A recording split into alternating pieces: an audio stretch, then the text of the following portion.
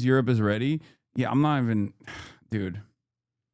Europe is not a relevant player in this conversation. It's just a mere at this point. I think that much is clear. When Mark Rutte called Trump daddy on a private text message and then Trump leaked those details, it's never been more Jover than at that moment.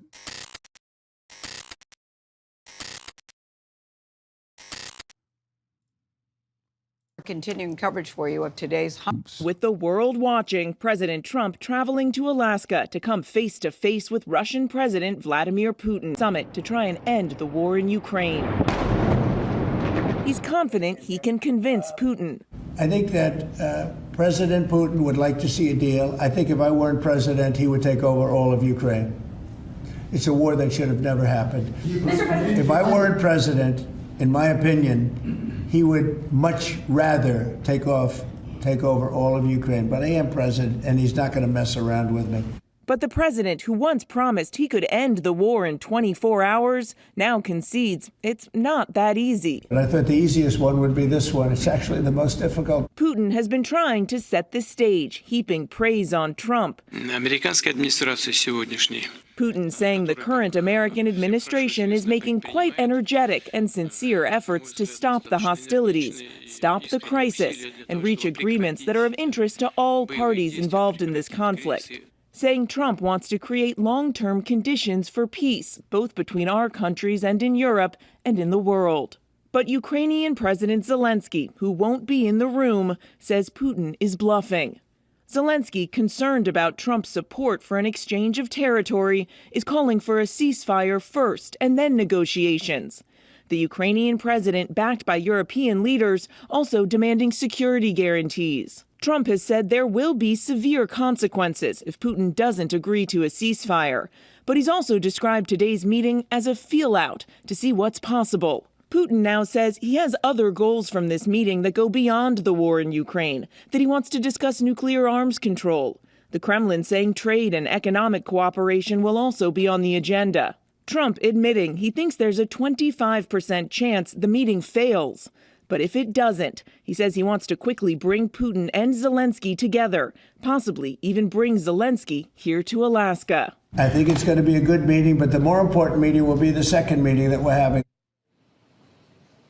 Now, President Trump has said there will be severe consequences if Putin doesn't agree to a ceasefire, but it's not clear still what those consequences would be, though Trump has been threatening harsh sanctions. One other question here today, will we see a joint press conference later this afternoon with President Trump side by side answering questions with Vladimir Putin? Trump has said that would be nice, though he says if this doesn't go well, he'll just do his own press conference and head home. Turning back to our continuing coverage for you of today's highly anticipated meeting between President Trump and Vladimir Putin. It's happening in Alaska later this afternoon. Face the Nation moderator and chief foreign affairs correspondent, that's Margaret Brennan, is already in Anchorage, and she talked about the summit with Alaska Republican Senator, that's Dan Sullivan. Vladimir Putin's being brought in from the cold. He's been isolated by the world for a reason. Do you think that this is rewarding bad behavior by giving him this spotlight on the American soil? Vladimir Putin is coming to negotiate with Trump because of the sanctions. Don't take it from me. Listen to our European allies who are definitive on that. The reason I don't know. I do sometimes feel like we don't have that much motion anymore, man. I just don't think we got motion like that anymore, especially with like how much we've hit that sanctions button. From Obama to Biden to now Trump, we forcibly created a secondary market. On the military side, I don't know if we got motion. I feel like what we tried to do, bro, you were in GQ. No, I don't mean like us here. We have no motion anyway. But I'm talking about America as a global power player. Like, obviously, we still have a lot of power around the stage, or around the global stage, okay? Around the world, we are still, I would say, the most powerful country, okay? No other country comes close. They don't have 800 military bases. They haven't, like, given gear to every country around the planet. But as far as as far as like how easily we could dominate foreign adversaries as opposed to now, I think like things have changed rapidly. The reason Putin is even doing this is because of the threat of serious secondary sanctions. So I think that is important. We're happy to say Margaret joins us now. Margaret, good morning to you. You know, Donald Trump has said very publicly that he's going to know within the first couple of minutes if Vladimir Putin is serious about these conversations. And he said his goal basically is to get to a second conversation. So what do you think needs to happen? What needs to be accomplished to get to that second conversation? Well, Gail, we know Vladimir Putin wants to avoid sanctions, and we know President Trump wants... What do you mean? Murs on the chair just watching, happy to gobble whatever it left at the end, be it Russians or the Americans, Europe is ready. Yeah, I'm not even... Dude. Europe is not a relevant player in this conversation. It's just a mere at this point. I think that much is clear. When Mark Rutte called Trump daddy on a private text message, and then Trump leaked those details, it's never been more Jover than at that moment. Okay, come on, let's be real. At least a ceasefire. So if he can get that ceasefire, which Ukraine has already agreed to, Russia dabbed on Europe day one. Oh yeah, he's been dabbing on Europe. Has not. That would be some progress. But really, Vladimir Putin just needs to keep on talking. He may want to stave off those sanctions by showing some kind of interest in a deal with the U.S. And President Trump's goals here have been murky. He's mentioned U.S. interest in business investments, for example. We noticed that the Commerce Secretary is on his plane this morning. His Treasury Secretary is on his plane, along with national security officials. There's also mention of interest in arms control deals. So if Vladimir Putin can dangle something like that of interest to the U.S. and keep talking, he may be able to call this a success. And that's what Ukraine fears, is that something dangled to President Trump by this former KGB agent may stretch this out into diplomacy that ultimately can weaken Ukraine. The hope Margaret, is certainly it won't. Yeah, you've been speaking with European diplomats about this meeting. How are they feeling about it? What are their expectations about this meeting? Well, you know, Nate, I'd say concerned. The NATO Secretary General told us that he views Russia still as the primary threat to the Western alliance in Europe, full stop. So there's a lot of skepticism that Vladimir Putin, if he is forgiven for seizing 20% of Ukraine's territory by force, that he would stop there. There's concern he could go further. And right now, the U.S. intelligence assessment is that this war has turned in Russia's favor. So if Vladimir Putin buys more time, staves off those sanctions, and gets even a short-term ceasefire, does he just use that to refit and refuel and send his forces back? I mean, this is the same. This is like literally relitigating the same arguments over and over again. Oh, this is appeasement. This is appeasement to fascists. This is appeasement to Putler. It's just like, sure, you said it in 2022, okay, but saying it in 2025, like, who is this for? Is like claiming that the overwhelming majority of the Ukrainian population is now foolishly demanding appeasement because they're also in favor of a ceasefire. But it is appeasement. Come on, bro. Yes, because appeasement conversation only makes sense when you're talking, especially between two foreign adversaries that have nukes. Appeasement in the post-nuclear arms race world is very different. Appeasement is the name of the game. That's the entire purpose of and mutually assured destruction. That's why there's a distinction between the handling of Russia and Ukraine, where Russia is the responsible party, Russia is the foreign adversary here, and we have limitations as to what we can do, how much we can get Russia to do the right thing, if you will. Versus with Israel, we have all the power in Israel, in the genocide that Israel is conducting. We are a belligerent with respect to Ukraine and Russia. Ukraine is our proxy in the process to undermine Russia and has been a failure. The talking point is that there must be forever war because any kind of peace outside of total victory over Moscow will just give them time to bring back the Soviet Union states. I mean, it's just like, At a certain point, people, you run out of people, and you run out of interest. You run out of you run out of belief. Onto the battlefield, or is this really the start? Do you really think mad is still a thing? I think if the U.S. dropped a single, no other superpower would retaliate. That is the most insane concept, dude. I am not willing to entertain this conversation. Do you not understand how greatly you expand the permission structure when you even say silly things like this? That is psychotic, dude. Americans are so wild. People in the West are so wild about this. Probably one of the biggest threats, aside from climate change, that is an endless threat to wiping out the entirety of humanity as we know it. And people just like say, oh, dude, just a single nuke, bro.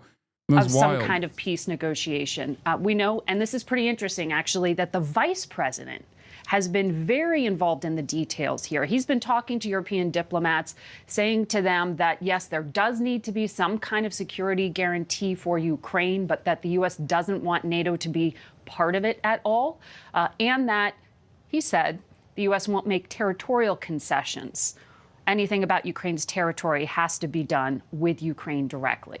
It's going to be a very long day, and the world is watching. Margaret, thank you so much. And a reminder that Margaret and John Dickerson, who's going to join us a little bit later on in our program, will lead CBS News coverage of President Trump's meeting with Putin today here on CBS and streaming on CBS News 24/7.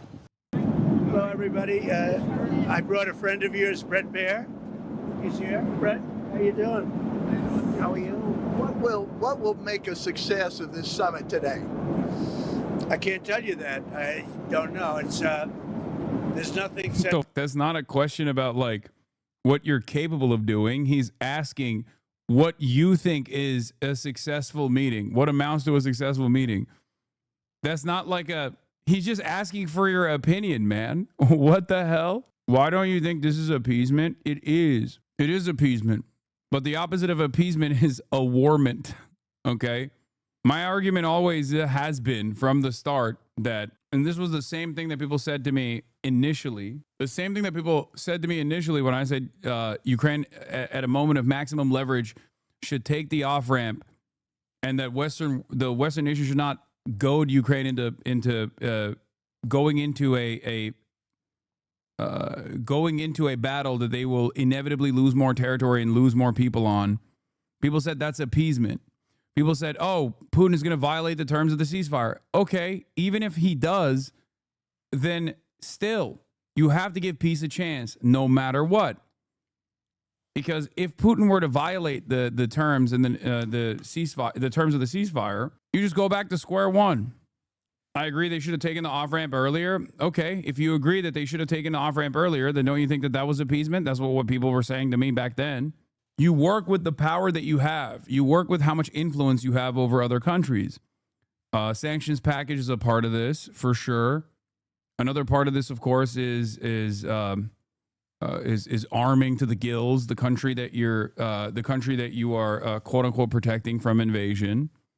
Okay, secondary sanctions plays a role in this as well, trying to cripple economically the foreign adversary. But as far as like what you can do, there's only two.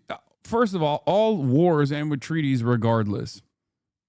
It either ends with treaties when you have complete military defeat over your adversaries, when you've achieved complete military defeat over your adversaries, or it ends with a treaty in the process of your adversary militarily defeating your proxy. And because a lot of people were saying back then, it's appeasement, now you have arrived at that position that maybe that appeasement would have been the appropriate thing to do. Do you want to have the conversation a year from now when Russia has killed even more people? And you go, yeah, you know what, Hasan? In 2025, when they had this ceasefire conversation, maybe that was a better off-ramp. Do you understand? If you recognize that there was an off-ramp, which you would have considered appeasement back then, because it's the same, it's in line with the same mentality, then don't you think that you might end up saying that exact same thing after a more costly war, after even more territorial acquisition militarily. I'm not going to say these words so you can make a clip. In stone. I want certain things. I want to see a ceasefire. This is not to do with Europe. Europe's not telling me what to do. But they're going to be involved in the process, obviously, as well as Zelensky. But I want to see a ceasefire rapidly. I don't know if it's going to be today, but I'm not going to be happy if it's not today. Everyone said it can't be today, but I'm just saying I want the killing to stop. I'm in this to stop the killing. You know, we're not putting up any money. We're making money. They're buying our weapons, and we're sending them to NATO, and NATO's sending us big, beautiful checks. But that I don't care about that. I care about it was a big factor when Biden spent $350 billion and got nothing. But what I do care about is they lost last week 7,011 people were lost, almost all soldiers. 36 people in a town which got hit by a missile, but over 7,000 soldiers. It's crazy. Could you describe a little bit, Mr. President, because I know you've had a lot of phone calls with President Putin. What's the difference in a face-to-face, in-person meeting? Look, he's a smart guy, been doing it for a long time, but so have I. Been doing it for a long time. And here we are with President. That was much more difficult than what I'm doing today, believe me. So we get along. There's a good respect level on both sides. And I think, something's going to come of it. I noticed he's bringing a lot of business people from Russia. And that's good. I like that because they want to do business, but they're not doing business until we get the war settled. Are you going to talk about business? We have the hottest country on earth. We have the hottest economy on earth. We have the hottest country. We just set a new stock market record again. We have hundreds of billions of dollars flowing in from tariffs. We're the hottest. We were a dead country, like doornails, a dead country. 1 year ago, we were dead as a doornail, and now we have the hottest country. And he wants a piece of that because his country is not hot economically. In fact, it's the opposite. And China's not doing well economically, but look, I want everybody to do well. The war's got to stop and the killing's got to stop. Mr. President, what do you stop? Thank you for coming back to take questions. We saw that Russia continued its violence into Ukraine last night, launching even more drones. What did you make of that? I think they're trying to negotiate. He's trying to set a stage. I mean, in his mind, that helps him make a better deal. It actually hurts him. But in his mind, that helps him make a better deal if they can continue the killing. Maybe it's a part of the world. Maybe it's just his fabric, his genes. But he thinks that makes him, gives him strength in negotiating. I think it hurts him, but I'll be talking to him about it later. It's on the table for discussions today, Mr. President. Are the territorial swaps on the table? Will you be discussing that? They'll be discussed, but I've got to let Ukraine make that decision. And I think they'll make a proper decision. But I'm not here to negotiate for Ukraine. I'm here to get them at a table. And I think you have two sides. Look, Vladimir Putin wanted to take all of Ukraine. If I wasn't president, he would right now be taking all of Ukraine. But he's not going to do it. Mr. President, what did you mean? Just one thing. What about the possibility of the United States providing security guarantees to Ukraine? Maybe. Along with Europe and other countries. Not in the form of NATO, because that's not going to, there are certain things that aren't going to happen. But, along with Europe, there's a possibility of that. Mr. President, the number of business people that President Putin is bringing along, is that something that you want to discuss with President Putin at this meeting? If we make progress, I would discuss it, because that's one of the things that they would like. They'd like to get a piece of what I built in terms of the economy. Just so you know, we were a dead country with our economy. He wouldn't be interested. He wouldn't have been interested a year ago with the Biden economy. But he is interested in the Trump economy because wait till you see when those factories start opening up. We have hundreds of factories all over the country, and that includes auto factories, AI factories, and every other. They're all coming in because they want to beat the tariffs. Because if they open here... The reason why Trump says Russia could take all of Ukraine is because I'm judging this off of how he operates is because he's trying to set up AI factories. I know data centers. It's great. He's trying to set up the he's trying to set up for the inevitable territorial acquisition that he's going to concede. Art of the deal, baby. When concede to the demands of your opponent, concede to the maximalist positions of your opponent as though they are justifiable, only to turn around and make people feel a lot better about he's soft launching it, exactly. The territorial acquisition that comes next. This is how you do it. They don't have to pay tariffs. If they don't open here, they have to pay, in some cases, 200%, 300%. I haven't even set some of the tariffs yet. I'll be setting tariffs next week and the week after on steel and on, I would say, chips. Okay. Chips and semiconductors we'll be setting sometime next week, week after. What are you looking at? What rate? I'm going to have a rate that is going to be lower at the beginning. Then that gives them a chance to come in and build. And very high after a certain period of time. And if they don't build here, they have to pay a very high tariff, which doesn't work, so they'll come and build. Mr. President, hi. You had said earlier... Is he over there? Isn't he a gentleman? He's helping me out. He's a very nice... He's one of the few nice ones, actually. You had said earlier this week that Putin would face severe consequences if you get the sense from him that he's not interested. What do you mean by that? Economically severe. Yes, it will be very severe. I'm not doing this for my health, okay? I don't need it. I'd like to focus on our country, but I'm doing this to save a lot of lives. Yeah, very severe. Thank you very much, everybody. So if you were to paint a picture of what perfect looks like coming out of Alaska today, what does that look like in your mind? Look, it's not for me to negotiate a deal for Ukraine, but I can certainly set the table to negotiate the deal. And our next meeting will have President Zelensky and President Putin and probably me. I'd like to focus on doing our country, but you know, I get these interruptions. I've solved 6 wars in 6 months when you think about it. There's one president he forgot to mention, Recep Tayyip Erdogan. Turkey is at the table. Watch this space, folks. Watch this space. Turkey is the table. Turkey's not only at the table, Turkey is the table. He's probably telling Putin right now, he's like, I have Ryan Ruth. I will release him, and I will release the second largest army, standing military in NATO, the Turkish military, and send them to Ukraine if you don't concede. And then Vladimir Putin hears that and goes, no, Mr. President, please don't do that. That is my biggest fear.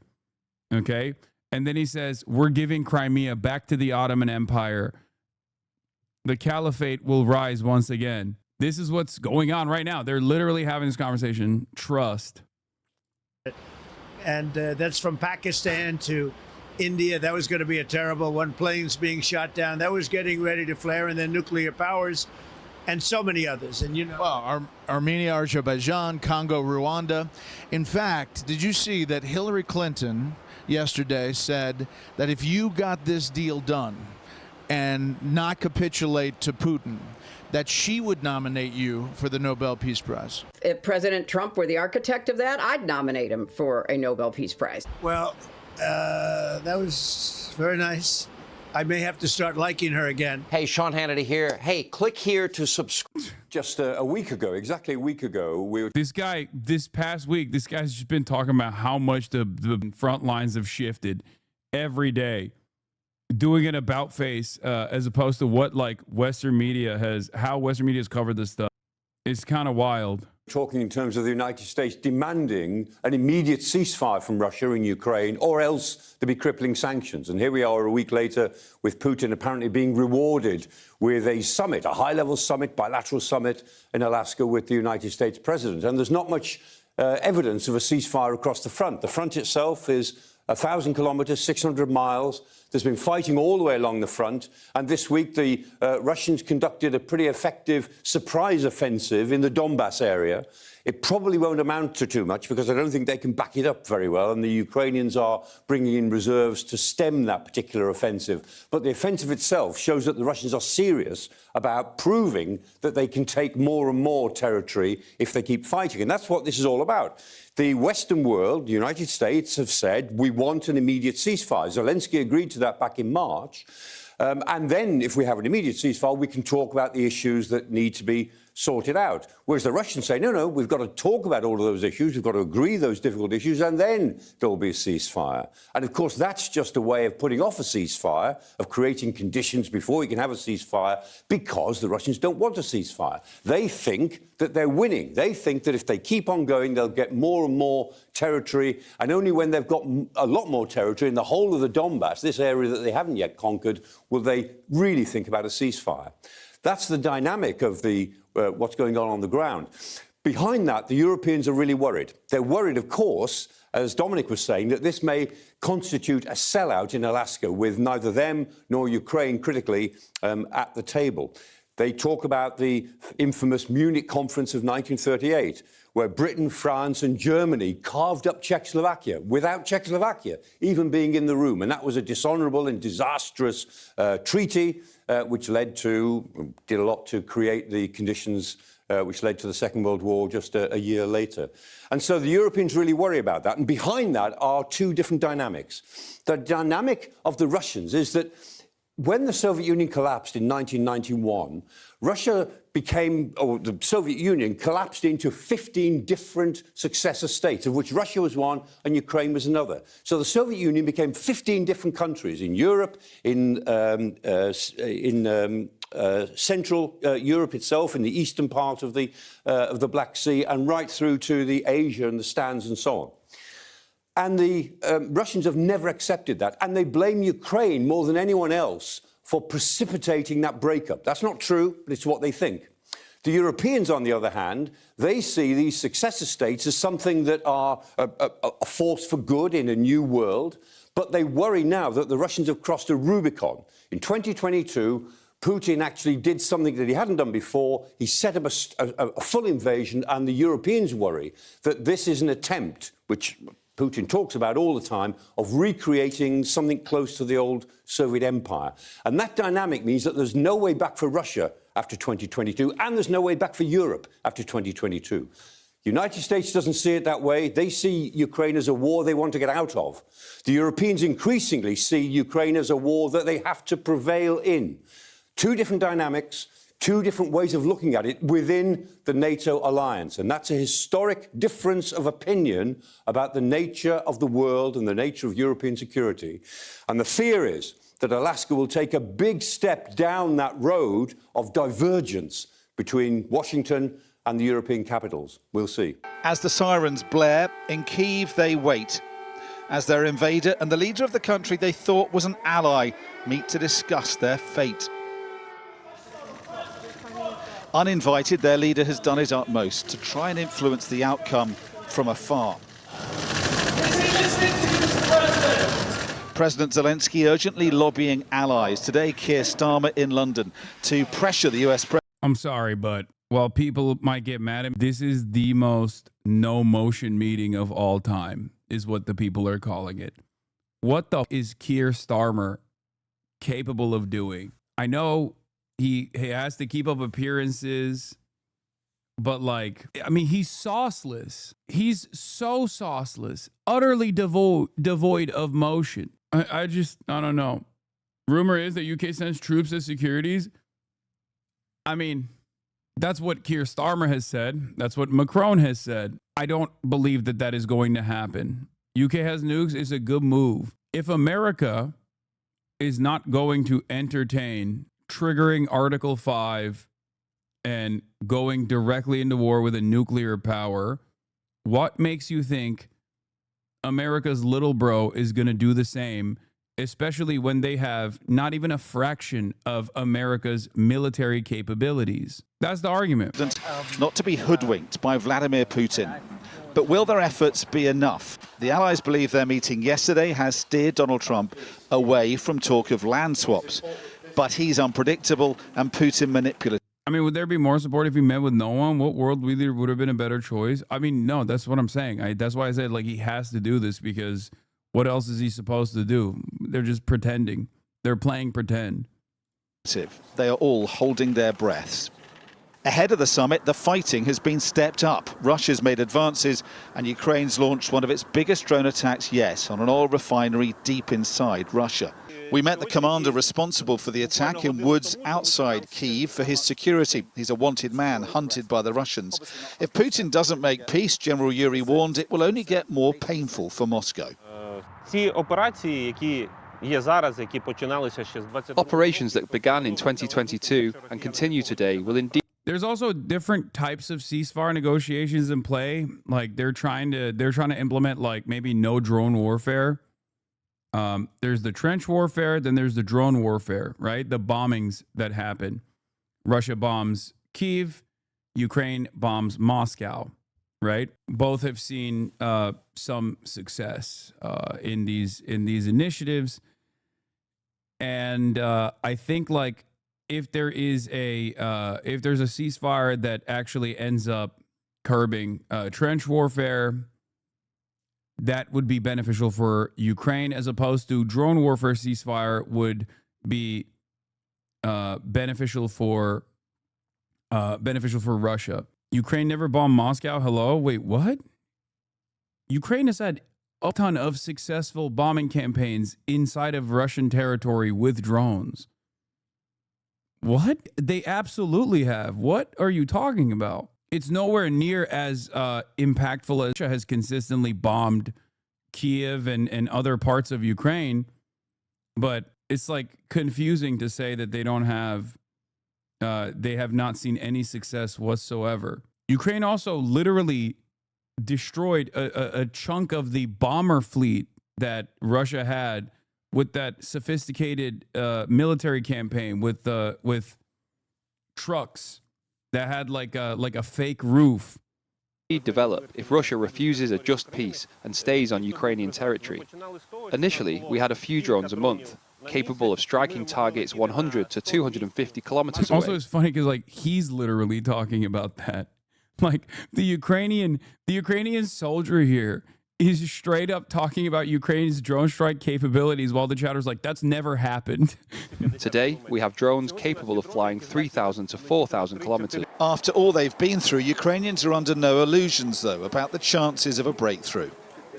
As Vladimir Putin's unprovoked invasion has gone on and on, killing so many Ukrainians, they have watched Donald Trump give the Russian leader the benefit of the doubt at almost every stage of his presidency. If he really wanted to end this war, they know he could impose far tougher sanctions on Russia and give them all they need to see off the aggressor. Instead, he has, it seems, so often sided with Russia. Many Ukrainians aren't expecting much from Alaska. To be honest, I feel nothing because I think nothing will be changed. Trump always says that I finished the war in 24 hours and nothing has happened. And it's, only blah, blah, blah, and it's just words on the wind. So I don't really believe that something will change. It's impossible to predict unpredictable. That's my answer. So I don't know. No one knows. There was some good news for Ukrainians today. 84 prisoners of war returned by Russia in the latest exchange. Diplomacy can at least claim progress on that front, even if so far nothing else. Dominic Waghorn, Sky News, Kyiv. They were among the first to arrive in Berlin, crowds of terrified Ukrainians fleeing war. Germany's taken in the most Ukrainian refugees in Europe. Some now call these container villages home. But will Donald Trump's summit with President Putin mean it could soon be safe to return? On the edge of one camp, Elena isn't feeling hopeful. It's so funny. I don't know. That's crazy. I thought they just like straight up had entry into European countries. What the? That looks. Have European countries started treating Ukrainian refugees like they're brown? That's crazy. That's the type of refugee camp structure that you see you know, Syrians go through. Damn. Or anyone who trusts Trump.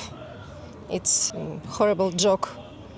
And this meeting meet terrorists, presidents of Russia. It's unbelievable. More than 1 million Ukrainian refugees sought shelter in Germany.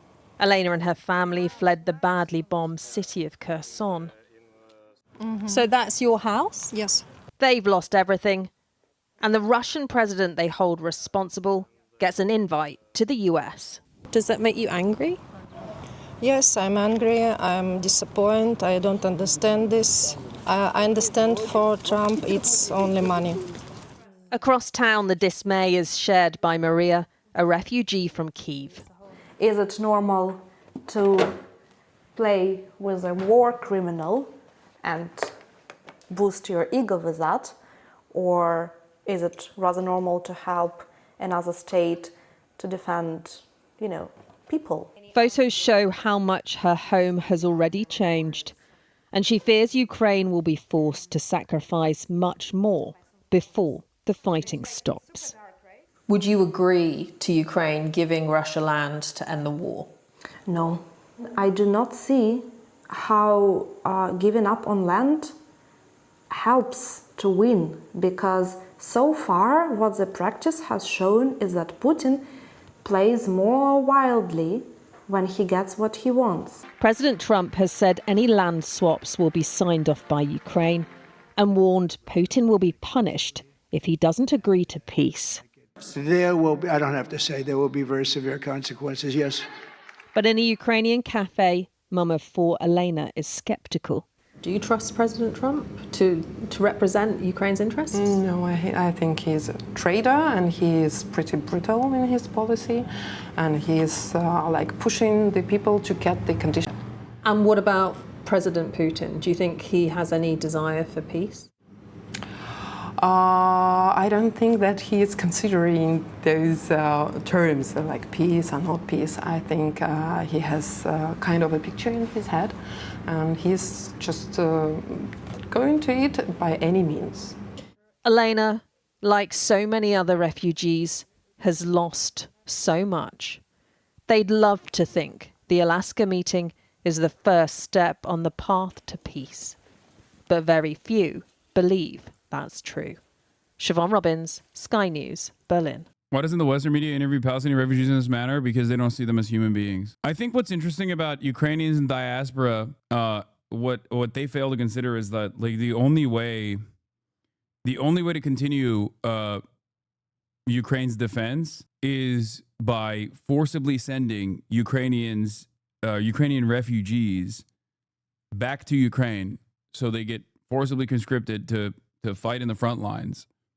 That's the only way to make up for the lack of manpower, which is something that I suspect many of the Ukrainian refugees would not be in favor of. So while they're talking about like their fears or frustrations, I think there's only 2 options for Ukraine in this process, which is, of course, 1, lower the age of conscription. Again, no guarantees that would actually change the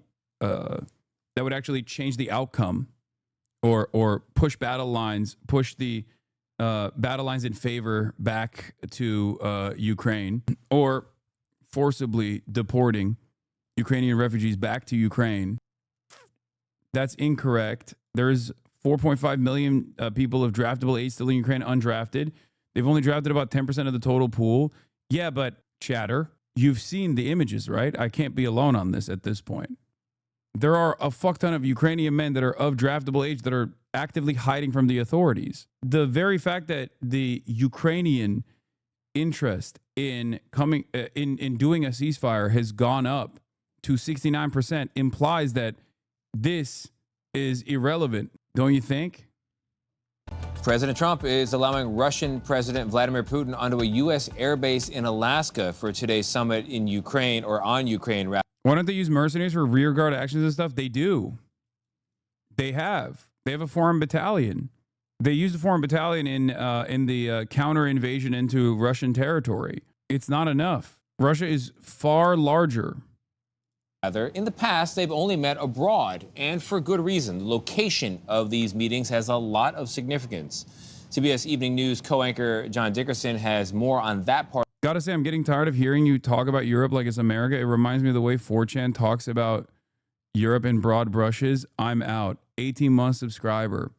1, this is not an airport. You do not need to announce your departure. 2, the reason why I talk about Europe like it's America is because Europe, unfortunately, is an extension of America. And this is something that I've been talking about for years, far before you ever even subscribed. Back in the day, a lot of European liberals would yell at me and say, that's just America shit. We don't have those kinds of problems here. And I would tell them, get ready, because you are going to experience the exact same waves of brain rot that we are duking out. We are actively fighting here in the United States of America. And lo and behold, that's precisely what happened.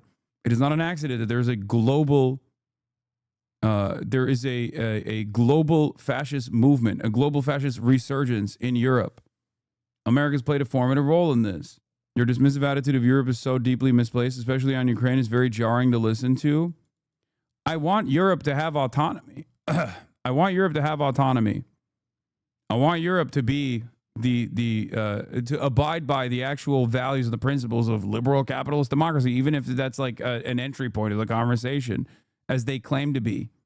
But they won't. It's obvious that the European continent doesn't have the same, doesn't have any sort of like serious sovereignty. Look at the way that they're dealing with Donald Trump. And when you say, hello, what about yourself? You're an American. Speak for yourself. I am.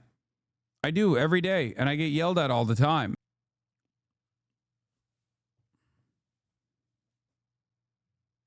That's it. We're in it together. You might think I'm like shitting on you personally, but I'm not. You're in here, so obviously, clearly, you also recognize some of these issues as well. They don't, and tell him to off all the time. He's not respected. I think that's just cope. I mean, look at NATO. Look at what Trump is able to demand out of NATO nations. Look at the tariffs conversation that just took place. It's like the worst possible time to claim sovereignty here. I don't know. Story. John, good morning. Good morning, Tony. You're right. Location does matter. Before it was the far edge of America, Alaska was Russia. In 1867, that changed. Russia, drained by war and in need of cash, sold the territory to the United States for $7.2 million. That's about 2 cents an acre. In parts of Alaska, Russian Orthodox churches still stand. Their onion domes a reminder of that earlier. I think like chatters that are expressing their frustrations with me should get mad at their politicians instead. That's what I think. That's what I hope. And I guess that hope comes from this long history of European countries having some semblance of sovereignty that leads me to believing that they could potentially push back against America because we can't do it. We try, you know? So maybe a partnership of an important economic, a bunch of different countries that have still some semblance of influence around the globe, getting together to push back against American incursions would be more effective than me chirping. But that requires people to also call their politicians and get them to actually respond to their demands, as many Europeans are doing. And I celebrate and applaud those efforts all the time, especially when it comes to Israel, for example. That might sound like ancient history in the light of the events bringing leaders of those countries to Anchorage, except that Vladimir Putin justifies his... When I first started watching you, I got angry when you called European countries vassals, but I realized you're right. I mean, Trump has basically dispelled any kind of notion that Europe has sovereignty in this last 8-month batch of ridiculous decisions, ridiculous things that he's done. He showboats it too. He's dabbing on everybody. He's dabbing on us here in the United States of America, and he's dabbing on fucking European countries as well. Invasion of Ukraine by citing the history of the 9th century. The war that bled Russia, leading to the 19th century sale, took place on the Crimean Peninsula. the location of Putin's 2014 start of this war. Diplomacy usually unfolds in the courtyards of capitals, under chandeliers where the marble floors are polished by centuries of careful footwork. In Alaska, the marble is still in the ground, jagged and unworked, like the present diplomacy. Hard-edged, slogging work, little room for ceremony. The chosen venue keeps up the tension. A meeting meant to project cordiality is being held at Joint Base Elmendorf-Richardson, whose fighter squadrons intercept Russian aircraft that regularly test U.S. airspace. For decades, Alaska was derided as Seward's Folly, a barren expanse bought on a whim. Then came the gold, the oil, and the strategic advantage. An unexpected payoff that fuels the hope, however slim, behind today's geography might be destiny, and that a gamble against all expectations can yield something that looks like wisdom in hindsight. John, that's a really interesting piece there, and it raises the question of how this summit will, if in any way, be different from past summits. Well, there's sort of three stages of U.S.-Russia symmetry. There's the Cold War, right after the Second World War, big staged, choreographed events. Then after the fall of the Soviet Union, they were sort of chummy. Clinton and Yeltsin met 18 times. They were sort of two countries cooperating. Then Putin comes in and it gets scratchier. And that's the era we're in now. But, if this isn't like the Cold War, where two countries were having an ideological fight for the entire planet, there is a way in which the narrative shaping of this event, setting aside from what actually happens about the fate of Ukraine, the way in which both men are trying to shape a story is actually like those summits from the Cold War period, where what was done was important, but also the messaging was important. So that long history is now on the table here today. Really interesting stuff, John. I'm glad you're there to bring it to us. Thank you very much. And a reminder, John and Margaret Brennan will lead CBS News' coverage of President Trump's summit with Putin later today here on CBS and streaming on CBS News 24/7.